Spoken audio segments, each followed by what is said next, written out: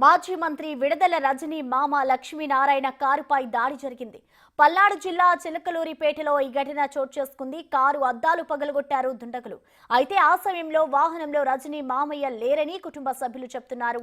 ఈ ఘటనపై ఇటు పోలీసులు కేసు నమోదు చేసి దర్యాప్తు మొదలుపెట్టారు.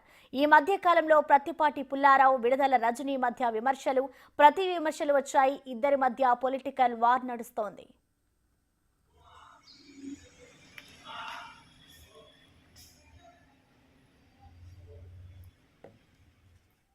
ఈ ఘటనపై మరింత సమాచారాన్ని మా ప్రతినిధి సాయి శంకర్ అందిస్తారు. సాయి శంకర్, ఈ రోజు మధ్యాహ్నం సమయంలో మాజీ మంత్రి విడుదల రజనీకి మామయ్య విడుదల లక్ష్మీనారాయణకి సంబంధించినటువంటి కారు పైన దుండగులు దాడి జరిగినట్లు తెలుస్తుంది. అయితే ఆ కారు పురుషోత్తపట్నంలో బయటికి వచ్చినటువంటి సమయంలో దాడి కొంతమంది రాళ్లతో వెనక భాగం పైన దాడి చేయడంతో కారుకి సంబంధించినటువంటి వెనకాల ఉన్నటువంటి అద్దం మొత్తం కూడా డ్యామేజ్ అయింది. అయితే ఆ సమయంలో విడుదల రజని మామయ్య లక్ష్మీనారాయణ కారులో లేరు అనే విధంగా కూడా కుటుంబ సభ్యులు అయితే చెప్తున్నారు. కానీ దాడికి సంబంధించినటువంటి అంశంలో మాత్రం వాళ్ళు ఎలాంటి ఫిర్యాదు కూడా చేసినటువంటి పరిస్థితి లేదు. అయితే అసలు దాడి ఎందుకు జరిగింది, ఎవరు చేశారనే దానికి సంబంధించి మాత్రం పోలీసులు అయితే దర్యాప్తు చేస్తున్నట్టు తెలుస్తుంది. కాకపోతే టీడీపీకి సంబంధించిన వారు చేశారనే విధంగా కూడా కొంత పుకారు అయితే సృష్టిస్తున్నప్పటికీ కుటుంబ సభ్యులు మాత్రం ఎక్కడా దీనిని ధృవీకరిస్తున్నటువంటి పరిస్థితి లేదు. అసలు దాడికి సంబంధించినటువంటి అంశం పైన విడుదల రజనీకి సంబంధించినటువంటి కుటుంబ సభ్యులు ఎవరు కూడా ఎక్కడ కూడా ఫిర్యాదు చేయడం కానీ దీనికి సంబంధించినటువంటి అంశాన్ని బయటకు చెప్పడం కానీ జరిగినటువంటి పరిస్థితి లేదు. కాకపోతే ప్రస్తుతం రజనీ ఇంట్లో ఉన్నటువంటి కారు, వాళ్ళ లక్ష్మీనారాయణ ఇంట్లో ఉన్నటువంటి కారు వెనకాల పార్ట్ మొత్తం పూర్తిగా డ్యామేజ్ అయినటువంటి అంశం అయితే కనిపిస్తుంది. మరి దీనికి సంబంధించినటువంటి దానిపైన కుటుంబ సభ్యులు ఏ విధంగా ముందుకు వెళ్తారనేది చూడాలి. ప్రస్తుతానికైతే పోలీసులు అయితే దాడికి సంబంధించినటువంటి అంశాలపైన దృష్టి పెడుతున్నట్టు తెలుస్తుంది.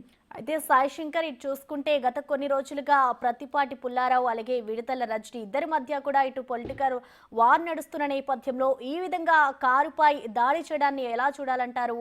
అంటే ఇది పొలిటికల్ గా చోటు చేసుకుంది అనుకోవచ్చా? అంటే ప్రధానంగా లక్ష్మీనారాయణకి సంబంధించినటువంటి అంశంలో పురుషోత్తపట్నంలో కొంత గతం నుంచి కూడా విభేదాలు ఉన్నాయి. అక్కడ ఉన్నటువంటి రైతులకు సంబంధించినటువంటి భూముల అంశంలో కూడా కొంత విభేదాలు నడవడం జరిగింది. తర్వాత దానిని ఆయన కొంత పరిష్కరించుకున్నారు. అయినప్పటికీ కూడా ఆ కోణంలో ఏమన్నా దాడి జరిగిందా, లేకపోతే గత కొద్ది రోజుల క్రితం విడుదల రజనీకి అదేవిధంగా పత్తిపాటి పుల్లారావు మధ్య మాటలు యుద్ధం జరిగినటువంటి నేపథ్యంలో ఎవరన్నా ఈ దాడికి పాల్పడ్డారా అనేది కూడా తెలియాల్సినటువంటి పరిస్థితి ఉంది. అయితే ఎక్కడా కూడా ఈ దాడికి సంబంధించి టీడీపీ వారు చేశారని కానీ, లేకపోతే టీడీపీకి సంబంధించినటువంటి వాళ్ళు ఎవరన్నా చేయించారని కానీ ఎక్కడా కూడా కుటుంబ సభ్యులు, అంటే విడుదల రజనీకి సంబంధించిన కుటుంబ సభ్యులే కాదు, పార్టీకి సంబంధించిన వారు ఎవరు కూడా చెప్తున్నటువంటి పరిస్థితి లేదు. కాబట్టి కంపల్సరిగా ఇది వ్యక్తిగతంగా ఏదన్నా వాళ్ళకు ఉన్నటువంటి అక్కడ పరిస్థితుల్లో నేపథ్యంలో జరిగిన దాడి అనే విధంగా కూడా కొంత అయితే నిర్ధారించాల్సినటువంటి పరిస్థితులు ఉన్నాయి. ఏదైనప్పటికీ కూడా ప్రస్తుతం ఈ దాడితో మరోసారి పొలిటికల్ హీట్ అయితే జరిగేటటువంటి అవకాశాలు కనిపిస్తున్నాయి. మరి ఈ అంశాలని ఇటు టీడీపీ కానీ వైసీపీ కానీ ఏ విధంగా ముందుకు తీసుకెళ్తుంది అనేది కూడా చూడాలి ప్రసన్న. అయితే సాయి శంకర్, ఈ ఘటన జరిగిన సమయంలో అక్కడే పార్క్ చేసి ఉన్న ప్రాంతంలో ఇటు సెక్యూరిటీ కానివ్వచ్చు, అలాగే అక్కడే సీసీ కెమెరాలు కానీ ఏమైనా ఉన్నాయనుకోవచ్చా? అంటే ఇది పార్కింగ్ చేసినటువంటి సమయంలో దాడి జరిగిందనే విధంగా చెప్పట్లేదు.